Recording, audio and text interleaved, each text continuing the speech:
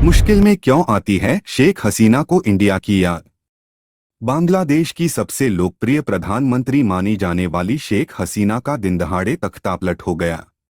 हसीना को न सिर्फ अपनी कुर्सी गंवानी पड़ी, बल्कि प्रधानमंत्री आवास से तुरंत निकलना पड़ा और देश छोड़ना पड़ा। दुनिया में करीब 200 देश हैं, लेकिन उनको संकट में भारत याद आया।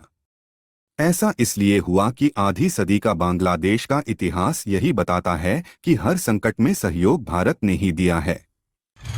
जनाक्रोश की आग, हसीना की सरकार खाक। जनाक्रोश की इस आग में शेख हसीना की सरकार खाक हो गई, लेकिन खतरा कहीं इससे बड़ा था। शेख हसीना कुछ समय और बांग्लादेश में रह जाती तो उनकी जान पर भी आफत आ सकती थी। गनीमत रही कि भारत ने सीधे शेख हसीना को आने का ऑफर दे दिया। संकट में ऐसी मदद उन्हें और कहां से मिलती। भारत ने कई मौके पर की है बांग्लादेश की मदद। बांग्लादेश की उम्र अभी पूरे 53 साल की भी नहीं हुई है, लेकिन उसके जन्म से लेकर अब तक ऐसे कई मौके आए जब भारत नहीं होता तो बहुत भीषण घटना हो जाती। भारत के कारण ही 1971 में पाकिस्तान के चंगुल से पूर्वी पाकिस्तान छूटा और बांग्लादेश का निर्माण हुआ। वो भारत ही है जिसने 1975 में बांग्लादेश बनाने वाले शेख मुजीबुर रहमान के पूरे परिवार के सामूहिक नरसंहार के बाद शेख हसीना और उनके परिवार को शरण देकर जान बचाई थी। 2009 में भी बांग्लादेश राइफल्स के विद्रोह के वक्त शेख हसीना की मदद करके बांग्लादेश को सैन्य अशांति में पड़ने से रोका था। अब भी वो भारत ही है जिसने संकट में घिरी शेख हसीना को पहली पनाह दी। पिछले रविवार को बांग्लादेश बर्निंग देश बना हुआ था। सड़क पर छात्र थे और आंदोलन का आक्रोश था। प्रदर्शनकारियों के निशाने पर शेख हसीना की सरकार थी। दोनों में ऐसी ठनी कि करीब 100 लोगों की जान चली गई। छात्रों का गुस्सा भी हिंसक होने लगा। सेना ने सरकार से मुंह मोड़ लिया। शेख हसीना के सामने सबसे बड़ा संकट खड़ा हो गया। तब उन्होंने भारत को याद किया। सोमवार को दोपहर के ढलने तक दिल्ली के पास हिंडन एयरबेस पर बांग्लादेशी सेना का विमान शेख हसीना को लेकर पहुंचा। शेख हसीना आगे कहां जाएंगी ये बाद में तय होगा, लेकिन अभी तो हसीना भारत में ही हैं। बांग्लादेश में सरकार के खिलाफ विद्रोह का इतिहास लंबा रहा है। साल 2009 शेख हसीना की सरकार बने दूसरा महीना ही हुआ था और बांग्लादेश में विषम हालात बनने लगे थे। प्रधानमंत्री शेख हसीना को अपनी ही सेना के एक हिस्से बांग्लादेश राइफल्स यानी बीडीआर की बगावत का सामना करना पड़ रहा था। इसकी पहली जानकारी भारत को मिली और वो भी शेख हसीना के जरिए कि संकट बड़ा है और अब भारत ही कुछ कर सकता है। उस दिन शाम होते होते भारत के पैराशूट रेजिमेंट की 6ठी बटालियन के मेजर कमलदीप सिंह संधू को एक इमरजेंसी कोड मिला। इस कोड में वही इशारा था जब किसी आपातकालीन स्थिति में सेना को त्वरित एक्शन के लिए भेजा जाता है। वो कोड बांग्लादेश के लिए था। बांग्लादेश राइफल्स के जवानों ने किया था खूनी विद्रोह। प्रधानमंत्री शेख हसीना को अपनी ही सेना के एक हिस्से बांग्लादेश राइफल्स यानी बीडीआर की बगावत का सामना करना पड़ रहा था। बांग्लादेश राइफल्स के कुछ जवानों ने खूनी विद्रोह कर दिया था। उन्होंने ढाका में अपने डीजी और उनकी पत्नी की हत्या कर दी थी। रणनीतिक मामलों के विशेषज्ञ अविनाश पालीवाल ने अपनी पुस्तक India's near east a new history में इस घटना का विस्तार से वर्णन किया है। उस घटना से शेख हसीना का अपनी से सेना पर भरोसा नहीं रहा। उन्होंने भारत से मदद मांगी। भारत पूरी तरह मदद के लिए तैयार। 2009 में हसीना की एक गुहार पर भारत तुरंत एक्शन में आ गया। भारत पूरी तरह मदद के लिए तैयार था। भारत ने यहां तक तैयारी कर ली थी कि जरूरी पड़ी तो बांग्लादेश में वो सैनिक हस्तक्षेप भी कर सकती थी। तब 1000 से ज्यादा भारतीय पैराशूट सैनिकों को पश्चिम बंगाल के कालाकुंडा एयरफोर्स स्टेशन पर भेजा गया।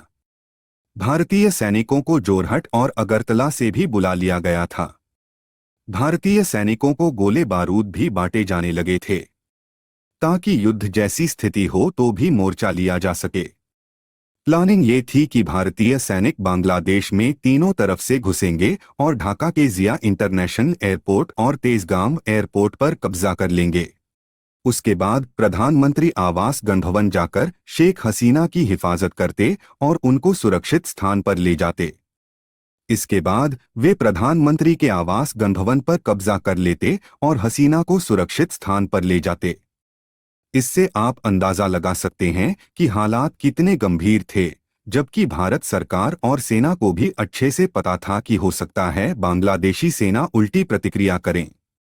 फिर भी भारत दिल खोलकर शेख हसीना की मदद के लिए तैयार था। उस वक्त के विदेश सचिव शिवशंकर मेनन ने अमेरिका, ब्रिटेन, जापान और चीन के राजनयिकों से संपर्क किया और उनसे हसीना को समर्थन देने की अपील की। भारत ने बांग्लादेशी सेना को साफ कर दिया कि वो बांग्लादेशी राइफल्स के विद्रोहियों पर कार्रवाई न करें, क्योंकि इससे हालात और बिगड़ने का डर था। भारत का रुख साफ था कि अगर बांग्लादेशी सेना ने ऐसा किया तो भारत जवाबी कार्रवाई करती। यानी भारत ने कूटनीतिक और रणनीतिक दोनों तरीकों से शेख हसीना की सुरक्षा का इंतजाम किया। अगर भारत नहीं होता तो 1971 में दुनिया के मानचित्र पर बांग्लादेश नाम का एक नया देश नहीं आया होता। तब बांग्लादेश पूर्वी पाकिस्तान कहलाता था, जिसके साथ पश्चिमी पाकिस्तान में बैठे हुक्मरान दोयम दर्जे के नागरिकों से भी बदतर बर्ताव करते थे। जब इस अन्याय के खिलाफ पूर्वी पाकिस्तान के नेता शेख मुजीबुर रहमान ने आवाज उठाई तो पाकिस्तानी सेना दमन पर उतर आई। भारत ने युद्ध करके बांग्लादेश का निर्माण किया, जिसके बाद शेख मुजीब बांग्लादेश के प्रधानमंत्री बने। बांग्लादेश का संघर्ष नया नहीं है। 1947 में धर्म के नाम पर पाकिस्तान तो बन गया, लेकिन पश्चिम पाकिस्तान और पूर्वी पाकिस्तान में धीरे धीरे कई मुद्दों पर टकराव बढ़ने लगा। पहला टकराव भाषा पर हुआ, क्योंकि 1948 में ही पाकिस्तान बनाने वाले मोहम्मद अली जिन्ना ने उर्दू को बांग्ला बोलने वाले पूर्वी पाकिस्तान के लोगों पर भी थोप दिया। दूसरा टकराव 1970 में हुआ, जब भोला चक्रवात से पूर्वी पाकिस्तान तबाह हो गया और जिसमें 3 से 5 लाख लोग मारे गए, जबकि राजकाज संभाल रहे पश्चिमी पाकिस्तान ने कोई मदद नहीं की। वहीं तीसरा टकराव 1970 के ही चुनाव परिणामों से बढ़ा, जब शेख मुजीबुर रहमान की पार्टी अवामी लीग ने जीत हासिल कर ली, लेकिन पश्चिम पाकिस्तान के नेता मुजीब को सत्ता सौंपने को कतई तैयार नहीं थे। इन्हीं कारणों के साए में 7 मार्च 1971 को शेख मुजीबुर रहमान ने ऐलान किया कि अगर जनादेश को नहीं माना गया तो पूर्वी पाकिस्तान अपना अलग बांग्ला मुल्क बनाएगा। तब पाकिस्तानी सेना ने विद्रोह को कुचलने के लिए दमन शुरू किया।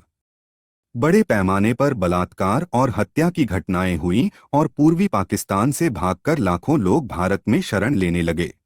तब मुजीब की मदद के लिए तत्कालीन भारतीय प्रधानमंत्री इंदिरा गांधी ने सेना को युद्ध की तैयारी के आदेश दिए।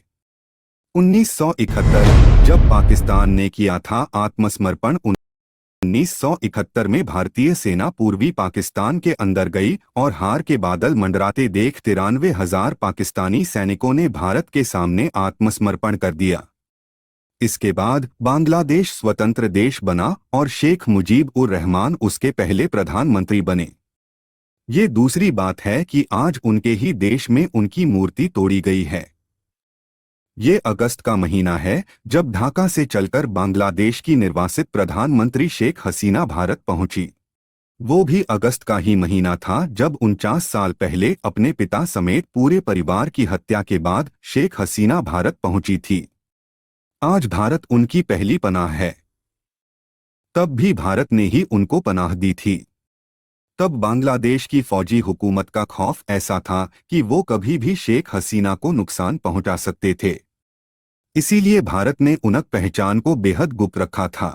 1975 जब बांग्लादेश में हुआ था तख्ता पलट, बांग्लादेश की राजनीति बाप बेटी की इस जोड़ी को अनदेखा करके गुजर नहीं सकती। वो 30 जुलाई 1975 का दिन था जब बांग्लादेश की पूर्व प्रधानमंत्री शेख हसीना ने अपने पिता और बांग्लादेश के तत्कालीन राष्ट्रपति से मुलाकात की थी। लेकिन उसके 16 दिन बाद ही 15 अगस्त 1975 की रात बांग्लादेश में सैनिक तख्ता पलट हुआ और राष्ट्रपति आवास में ही मुजीबुर रहमान और उनके परिवार की हत्या कर दी गई। शेख हसीना की खुशकिस्मती थी कि वो उस वक्त बांग्लादेश में नहीं थीं, ना ही उनकी छोटी बहन रिहाना थीं। दोनों जर्मनी में थीं, जहां हसीना के पति न्यूक्लियर साइंटिस्ट थे। तब की प्रधानमंत्री इंदिरा गांधी को मुजीबुर रहमान की दोनों बेटियों की चिंता हुई। उन्होंने जर्मनी में अपने राजदूत हुमायूं राशिद चौधरी को हसीना के पास भेजा। हसीना की इंदिरा गांधी से बात हुई। हसीना ने तब भारत में शरण लेने का फैसला किया। भारत ने ऐसी रणनीति बनाई कि किसी को कानो कान खबर ना हो कि शेख हसीना भारत में हैं।